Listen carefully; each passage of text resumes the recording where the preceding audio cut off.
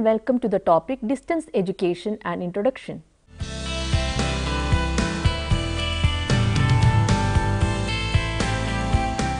Distance education, also known as distance learning, is a process to create and provide access to learning when the source of information and the learners are separated by time, distance or both.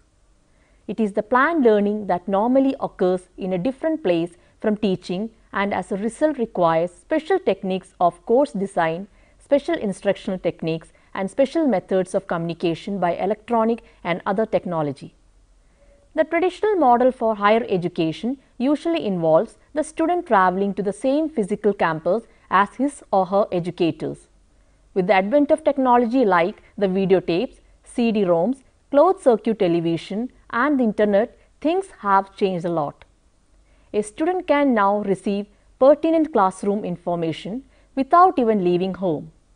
Distance education utilizes a combination of audio-visual lectures, objective examination and planned meetings with human instructors. With good instructional design, distance education is as effective as other forms of teaching and learning generally characterized as face-to-face education or conventional education. Traditional colleges and universities have now improved distance education through some trial and error. The earliest efforts at distance education involved correspondence study. These early efforts relied on the postal service for the delivery of content and assignments. Next came audio-based distance education, which incorporated radio and audio teleconferencing and video-based distance education. Video-based distance education is still one of the major sources of training delivered from a distance. The late 1960s and early 1970s introduced computer-based distance education using technologies such as network-based computer, conferencing and tapes. Modern distance education courses now feature real-time lectures with remote communications and regularly scheduled online exercises. Distance education is imparted by three kinds of institutions: departments of correspondence courses in universities and university-level institutions, open universities exclusively involved in imparting higher education through the distance mode, a large number of private institutions mostly offering professional courses. The form of correspondence schooling has been available for decades, but the programs have usually been limited and accreditation is often questioned. There are two systems of correspondence education, the regular system and the open system. In the regular system, the qualification requirements for enrollment are similar to those prescribed for the normal university courses. In the open system, the courses are open to any person who may not even possess any formal qualifications. How distance education is best defined or differentiated from other educational approaches has been the subject of much debate. From the perspective of many educational technologists, distance education is inexorably linked to the technology and seems to be viewed as different from other forms of education. History of distance education. Throughout the history of human communication, advances in technology have powered various shifts in the field of education. Media has played an essential role in the establishment of teacher and student communication. Communication between teacher and student is a vital element of successful distance education. The success of distance education is based on the content of the dialogue between teacher and student and the effectiveness of the communication system in an educational process. Distance education dates to at least as early as 1728, when an advertisement was published for teaching a new method of shorthand. The institution was seeking students for lessons to be sent weekly. Modern distance education traces its origin to mid-19th century Europe and United States. They relied and used the best technology of their day, the postal system, to open educational opportunities to people who wanted to learn but were not able to attend conventional schools. People who most benefited from such correspondence education included those with physical disabilities. Women who were not allowed to enroll in educational institutions open only to men, people who had jobs during normal school hours, and those who lived in remote regions where schools did not exist. Isaac Pitman, who taught shorthand in Great Britain via correspondence in the 1840s, is considered as the pioneer of this method of teaching. Students were instructed to copy short passages of the Bible and return them for grading via the new penny post system. The University of London claims to be the first to start distance learning degrees by starting an external program in 1858. This program is now known as the University of London International Programs and includes postgraduate, undergraduate and diploma degrees created by colleges such as London School of Economics, Royal Holloway and Goldsmiths. In 1873 in United States, Anna Ticknor created a society to encourage studies at home for the purpose of educational opportunities for the women for all classes in the society. This Boston-based, largely volunteer effort provided correspondence instruction to 10,000 members over a 24-year period despite its resolutely low profile. Printed material sent through the mail were the main way of communication, teaching and learning.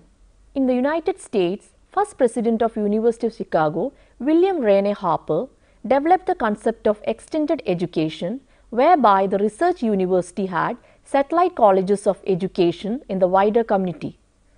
In 1892, he also encouraged the concept of correspondence school courses to further promote education. This was put into practice by Columbia University. The teaching of academic and vocational courses by correspondence became quite popular by 1900 and problems of quality and ethical practice came with the popularity. In 1911, University of Queensland in Australia started its Department of Correspondence Studies in 1911. The National Home Study Council was formed in 1926 in part to address these issues. Accreditation of college and university distance programs fell to the National University Extension Association in 1915.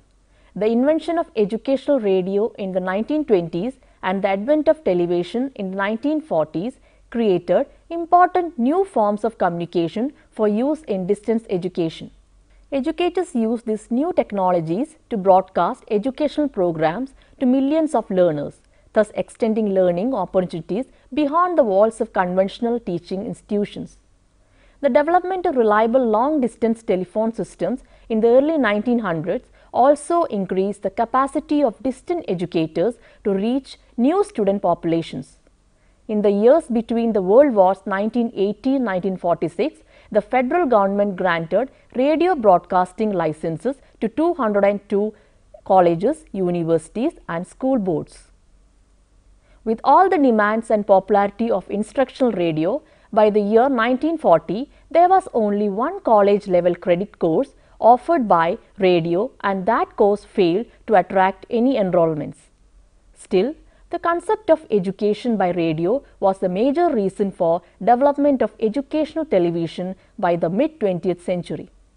More and more association and social support developed for distance education around the country. With the growth of popularity and needs for correspondence study, new questions such as learners' characteristics, students' needs, effectiveness of communication and value of outcomes in comparison with face-to-face study became public interest. The interest in finding answers for these questions was the reason for many new research studies which have contributed to the growth of the knowledge base of distance education.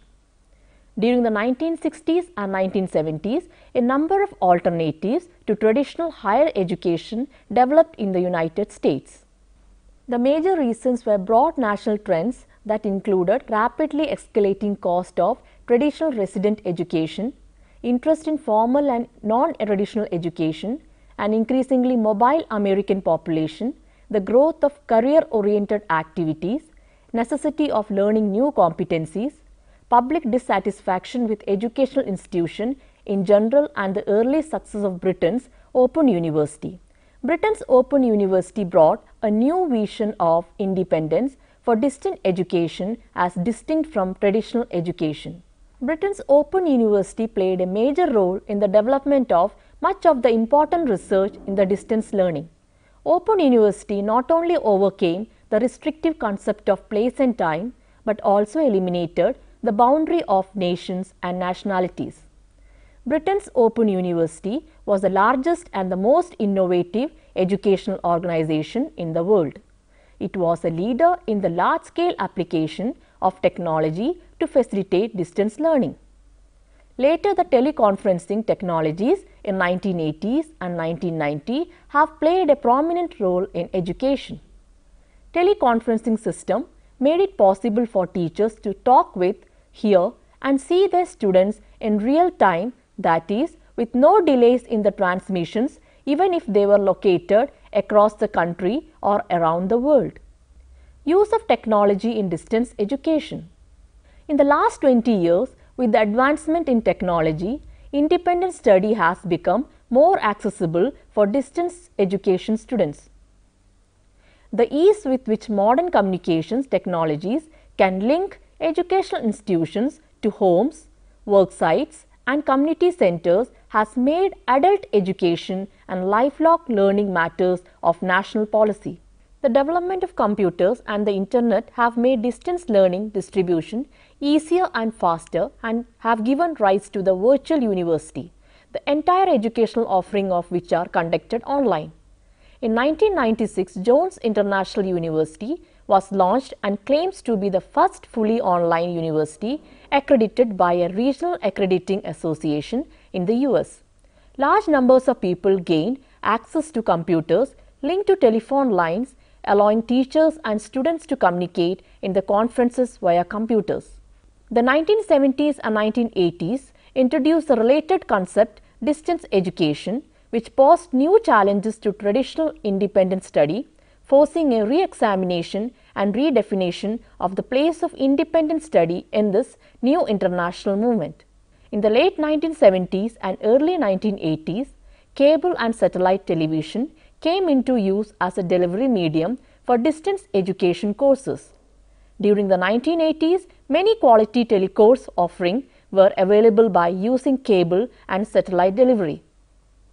During the end of 1991, 18 institutions, including the University of California, the University of Oklahoma, Penn State and Washington State, used the Mind Extension University educational network to deliver video courses materials for independent study courses. Women's desire and participation in distance education helped the growth of distance education in 1980s and 1990s. Participation of women in distance learning was directly related to political and social changes in women's position within the family and society. Technological changes in the workplace and the economic necessity of participation and the job market and new job opportunities. Even now, all the open universities use distance education technologies as delivery methodologies, and some have grown to become mega university, a term coined to denote institutions with more than 1 lakh students. Most education technologists do link distance education to technology, Garrison 1987, and may view it as different from other forms of education. The types of available technologies used in distance education are divided into two groups: synchronous learning and asynchronous learning. Synchronous learning technology is a mode of delivery where all the participants are present at the same time. It resembles traditional classroom teaching methods despite the participants being located remotely. This type of method include web conferencing, instructional television, video conferencing, education television, use of direct broadcast satellite, internet radio, telephone, live streaming, etc. It requires a timetable to be organized. Desktop video conferencing allows you to both hear and see the other party. File sharing and application sharing is also possible. This allows for both individuals to look at one file or application at the same time from two separate locations. Its popularity has increased as a result of advances in video data compression technology.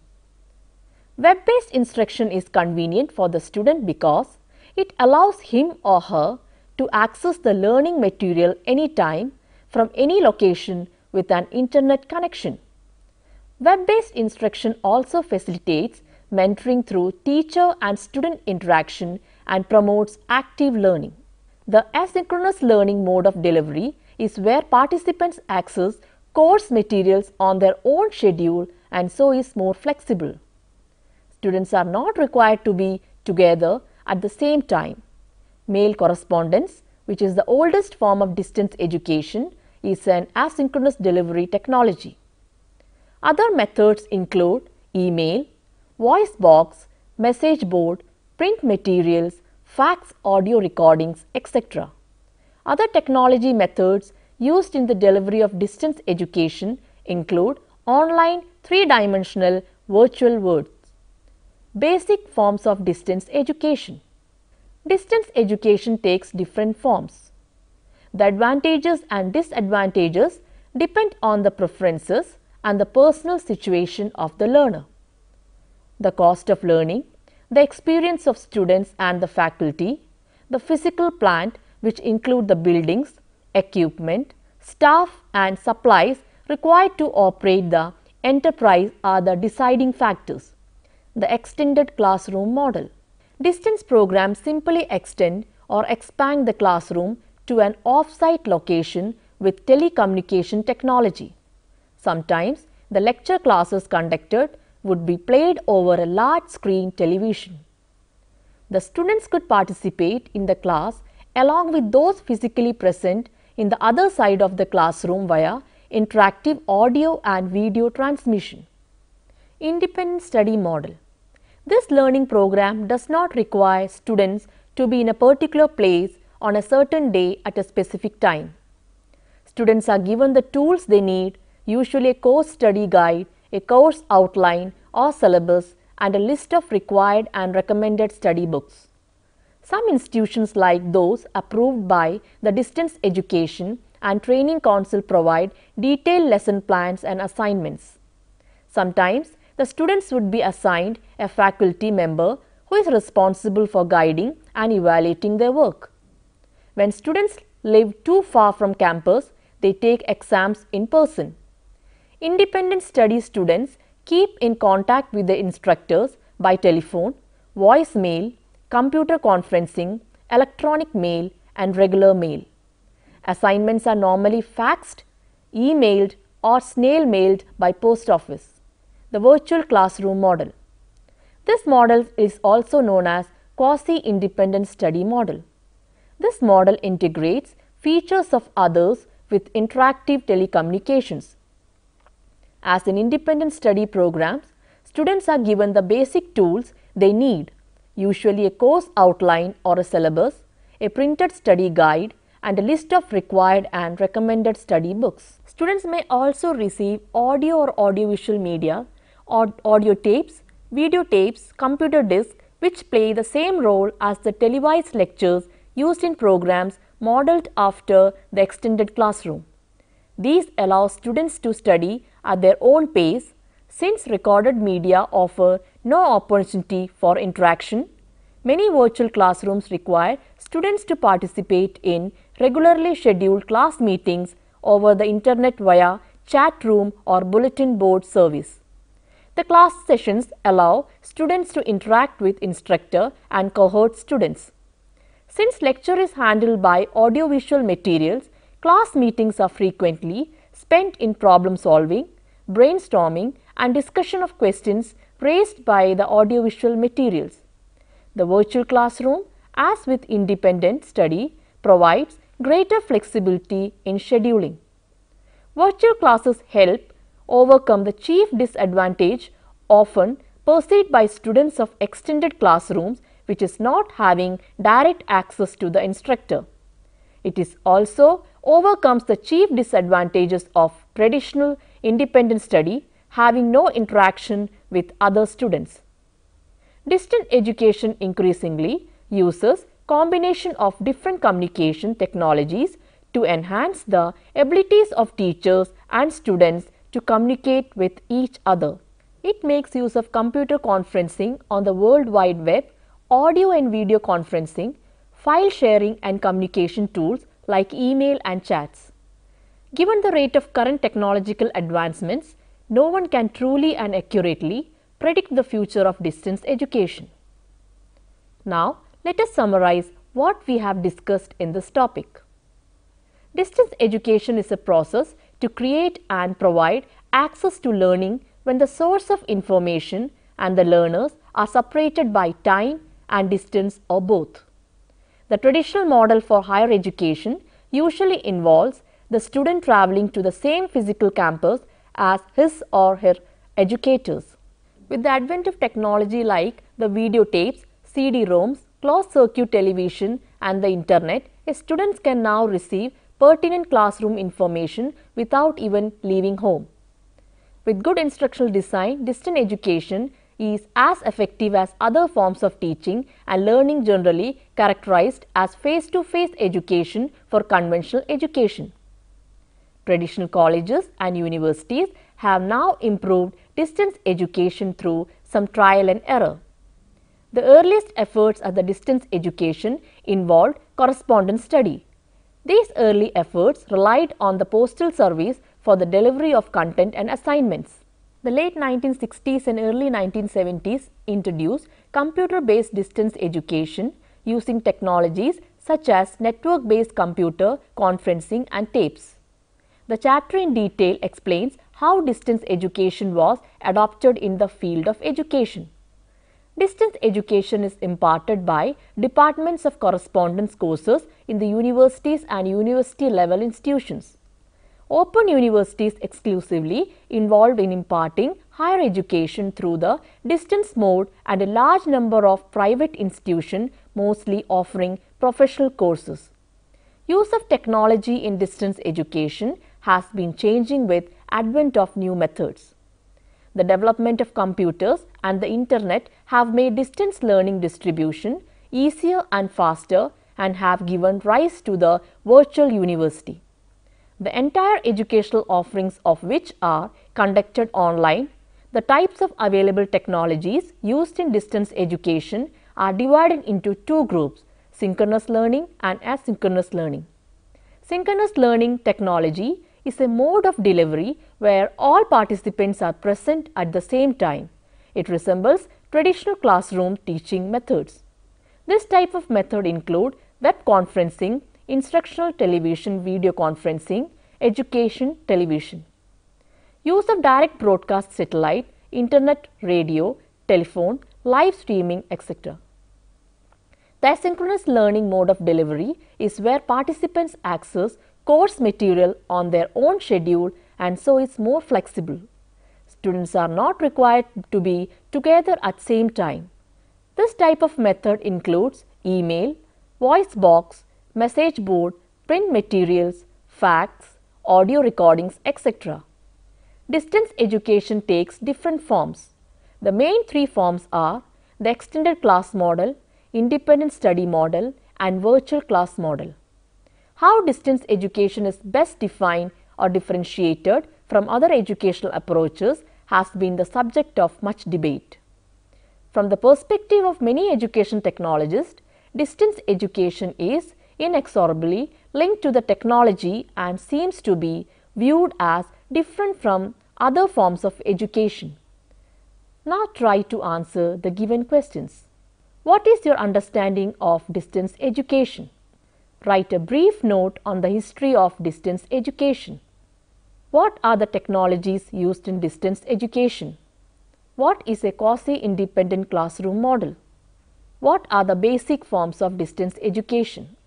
What are the three different ways in which distance education is imparted? Here are some books for your reference. Distance Education, V.K. Rao, APH Publishing, 2008, History and Scope of Distance Education, D.D. Agarwal, Sarup and Sons, 2007. Hope that you have enjoyed this session. We will meet again with another topic. Till then, bye.